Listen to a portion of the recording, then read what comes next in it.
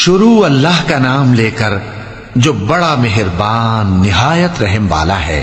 جو لوگ کافر ہیں یعنی اہل کتاب اور مشرک، وہ کفر سے باز رہنے والے نہ تھے یہاں تک کہ ان کے پاس کھلی دلیل آ جائے، یعنی اللہ کا ایک پیغمبر جو پاک اوراق پڑھ کر سناتا ہے جن میں مستحکم آیتیں لکھی ہوئی ہیں، اور اہل کتاب جو فرقوں میں بٹے ہیں تو دلیل واضح کے آنے کے بعد ہی بٹے ہیں، حالانکہ ان کو حکم تو یہی ہوا تھا کہ اللہ کی عبادت کریں، اطاعت کو اسی کے لیے خالص کرتے ہوئے یکسو ہو کر، اور نماز قائم کریں اور زکوٰۃ دیں، اور یہی مضبوط اصولوں والا دین ہے۔ جو لوگ کافر ہیں یعنی اہل کتاب اور مشرک، وہ دوزخ کی آگ میں پڑیں گے اور ہمیشہ اسی میں رہیں گے۔